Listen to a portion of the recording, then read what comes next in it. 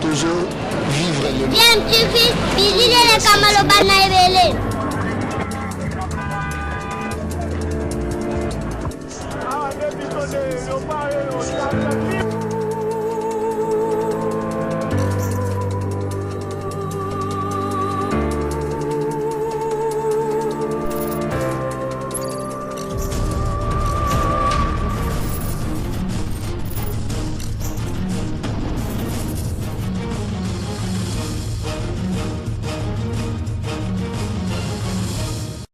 tu veux toujours un enfant.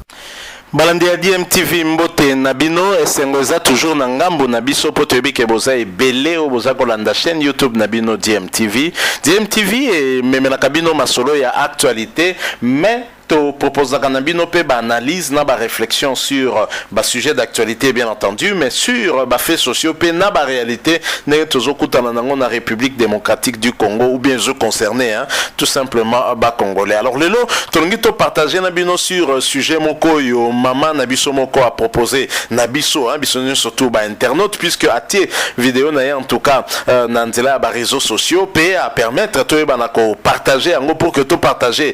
makanisi. Je pense que réflexion à sali mingi bakoki ko se retrouver pe na bakao. Alors maman ou yazali maman ya diaspora congolaise hein, na États-Unis comme on a maman Chantal hein, a posé problématique moko peut-être ozali ko sala nango kate mais koki komi ko memela biso peut-être moi ngambo kotula ya bana ya basi o ya ba congolaise na États-Unis notamment et pas yoapi azwami tokomi to na eske zali likambo ezali ko concerner kaka bana o bazali na États-Unis to ezali pe ko concerner diaspora congolaise misusu o bazali notamment na Europe pe lolenge ba congolais ba vivaka en communauté nde komi ko créer moi situation wana sengeli peut-être ko rectifier lolenge ya ko sola kana bana pour ko corriger moi makambo wana. Alors pour que to ko comprendre hein, mieux problème au maman soulevé par rapport na ndenga lobi ke bana ya basi bazali ko tula est-ce que parce que bazaki to ko lisusuté est-ce parce que bango moi ma peka emati ma peka epolette ndenge musicien Robino Mundibu ayemba parce que bango bazo sala le roi mibali bazo zo parfois mbongo ebele est-ce que ça pour la raison wana tolanda maman Chantal il y a États-Unis ensuite tozonga pour que biso peto sala analyse na biso lolenge ni biso tozomo na likambango et bongo na sima to clôturer pe sujet yango. Je rappelle que boza kolanda chaîne YouTube na bino DMTV ce que zana no abonné tende konanga mi abonné ko bossa na pété ou activer notification hein, juste en cliquant sur la petite cloche yo comme on est quoi apparaître tango komi abonné pour yango ne ko permettre na yo ora takali sous-souter ma prochaine vidéo to mettre en ligne pour na yo. Alors suivant cet extrait ensuite nous nous retrouvons bien sûr tout de suite après. Bon maman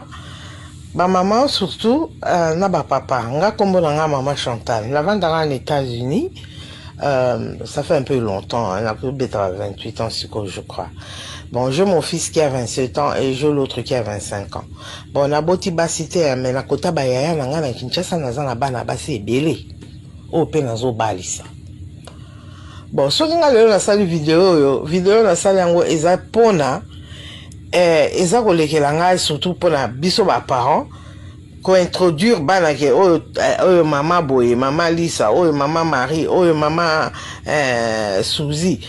oyo papa benga e papa oyo noko benga e anko benga e papa non siko bana bakoli bakomo banga na kutu komeka kolukata que c'est ma cousine donc bana nyoso bazo benga na ba cousine bakela ba école moko tout ça là. Bon, le problème est que bana na kati ya États-Unis awa ya basi bazako tula. Bazako tula bazo tanga ba classe na bango au moins moi nazane na college azana université mais mutu moko azuche ka unité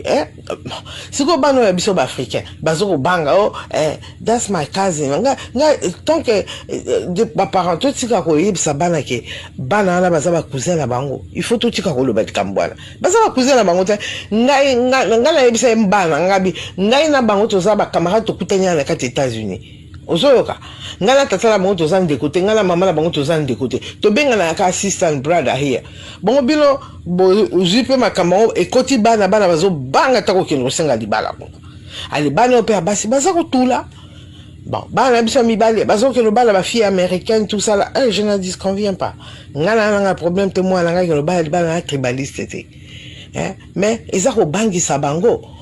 Moi, la ngamba la oh, is my cousin. Oh, asa cousin nangai. Oh, asa cousin nangai. Mais cousin na cousine wa mkoloni. Ngana yebisa ko na mala vie ngana yebisa ko moi na cousine na yo. Non? Na boso la na ba combo entre bino ba américain, bozala ba ni na bino na kata ba website na bozala kata ba ni na bino boso la na kata ba Instagram, Facebook, YouTube, I don't know, all this bunch of stuff. Boso la na kata.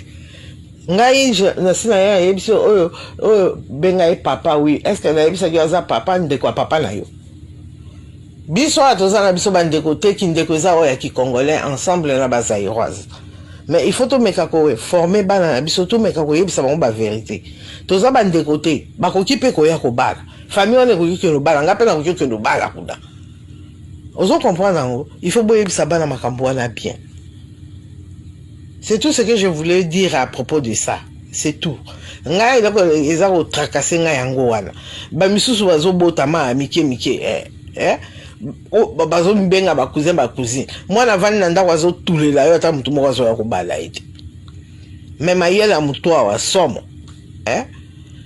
au moins pe moi na kende musala azonga kende musala moi na zo beta ba 30 ans azo kende ba 35 ans na la balité ba cours de grand oh ba yaka liboso ba cours de grand oh ba yaka liboso ba za tilelo miso bazo kotula unless peut-être aux en quatre groupe de prière moi na quatre église. Moi frère moi mona yo ameka moi ko cha abala na babilo kwa ndengo mais kaka boy nga moni mingi bazotula ata ba église pe au moins ba mariage ngo ezovanda misupe ezovanda te nga quand même n'a vendu presque 25 ans de mariage na ngai 25 ans de mariage ezaka 25 ans de mariage na ngai na marié mais di kamkara nazo de senga ba mama il faut botia moi nini bobenga ngo nini na nini sense senses na kata mito ba na biso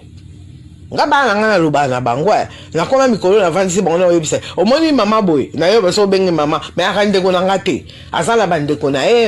bon bango tu na bolele bakufisi ya to nini mais ndeni le mona na ke makambo za kwa famille bato kwa famille nyoso baye bazanga be eza matanga mutu nyoso akiko ya kopesa mutu pole ezate soko na pesi okombo mama oyo kiazali ya nanga ke tozane famille toza famille te soko linyo ke ko bala kuna kata famille ola yebisa biso ngala papoto swana tokeko balisa ona kata famille toko pona mwasi kuna bande on a mis bazo tula wa trop ça ne va pas non bon ba maman di kamkala ngala lo bango wana ngala mona mama moko boyeta ya na TV aloba mo likambo ata na YouTube ataka na ndako boyenga na zuna na kata ndako ngala na mona na ngati ngala na mona te pe na yoka na ngati peut-être c'est salama mais je sais pas mais yangwala ngala zoloba na ekoloba likambo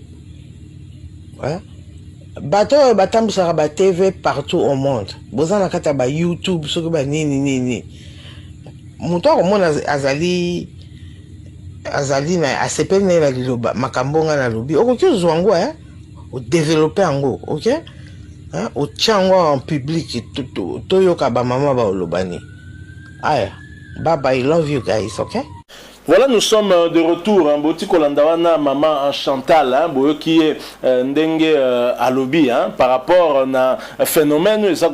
notamment aux États-Unis, na communauté, ndenge il a constaté en gros, le lenge na biso à vivre en communauté, ndenge tomi benga kaka bandeko, alors que nous ne sommes pas bandeko de sang, tous ba frère te ndenge ya makila, mais to benga ka wana grand frère nanga, peut-être grand frère ya quartier, peut-être beaucoup tani kaka ndenge aux États-Unis, comme bin surtout boza d'origine congolaise, c'est ça li ke beaucoup communauté famille mais bozan de côté et que ko empêcher mabala entre bana na binote mais bana sko bazoye bangote bana bakomi embrouillé moi na botami aux États-Unis a eu déjà nationalité américaine a jamais Congo a yebi ba réalité Afrique te tanga zomona bonga zomona que ça c'est le frère de maman ça c'est la sœur de maman et donc nakoki kobala kunate c'est ma cousine c'est mon cousin tout ça et comme il créer ba problème de maman Chantal oyo a sali plus de 25 ans na États-Unis a a monique trop c'est trop et sengeli na loba makambo yo po bande kona biso ba yebte ba correctifier tir mais est-ce que raison oyo mama pesi ki fraternité wana ki bondeko wana na kati ya communauté ndezali seule explication na kotula nous ne pensons que ce n'est pas la seule explication à kotula ezali natina ebele parce que misusu pe awa sur place na mboka bazako balate bazali kotula il y a des raisons à cela première raison na d'après analyse na biso ndenge tosali hein toujours kaka na propos phénomène kotula bien sûr hein eza monopole ya États-Unis te kotula ezali partout et parfois même et dépendaka pe na individu yemoko misusu par exemple bazalaka à la recherche du prince charmant ndenge bamonaka na ba dessin animé ou bien na ba feuilleton atalaki un prince à New York ya zoluka kaka kim na ye alors que toza na réalité toza na kati ya fiction te akim wana aya pe soka kim wana yete to mobali ya bandoto na etango ya vandi azolota Ange Gabriel mais siko Ange Gabriel ango tango kolamuka au monde Ange Gabriel te au monde kaka tam susu mo gelor moko boye tam su Yannick moko boye mais yo ozozela kaka Ange Gabriel alors kotula mususu koke ko dépendre na quartier oyo oke ko s'installer peut-être que soit eza large te ba fréquentation rare et surtout na ba quartier o eza ba quartier aisé o chacun pena la kana kaka cheye bon mona na moi rare comme le roi moi mibali ba comme le roi ba poisson rare donc moi au péché ezate comme moi problème alors kotula misusu pe ezala pe à cause ya ba restriction et directive kili surtout na milieu ya ba chrétien les filles d'un côté les garçons de l'autre tant occulte et si la ka au lieu bango moko ba parents batike là-bas na moi temps ya robeta mo kora mikora cause ndenge elobaji bempia na babeta mo lisolo ba sola mo makambo kati bango directement ba matina mutuka kanyenene vrum bala moko tout la muisi ya zaza bakei alors comment voulez-vous que lisolo et ko continuer to mutako se limiter kata mso fini lisu mais moi lisolo et beta maizate azota phone number mystique mobulu ko tula misusu ezalaka pe à cause ya tribalisme des parents balingi te mwana abala bikolo misusu oh wana nani munyanga tete pardon hein kokwa luozi toboyi oh mususu kebala kintudi mususu muluba non muluba na boyi donc imaginez un peu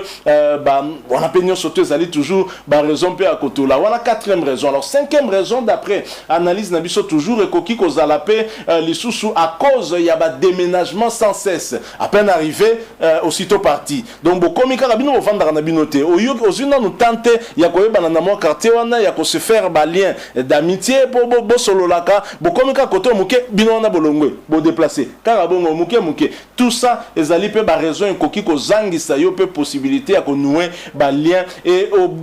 obwaka kotula wana musika na yo ekende vraiment musika alors sixième raison d'après biso tozomona ke kotula mususu ekoki pe kozala à cause ya manque de dialogue entre bana na ba parents sur des questions yao etali bolingo love mapendo hein, l'amour et même sur des questions sexuelles chez nous bah africains trop souvent ce sont des questions tabou au ba parents ba discutera ngote surtout ba papa vanda asolo na mona na ya mobali ba beta masolo ya kati ezalaka kilo makasi za kapasi mais par contre côté ba maman komona ke moi masolo beta maka maman koki plus facilement ko aborder ces questions là avec ses filles hein et hein mon numéro moi ko vanda net atunier mais ma chérie comment tu trouves Steve hein le garçon d'en face tu le trouves comment c'est un beau garçon il a une bonne situation etc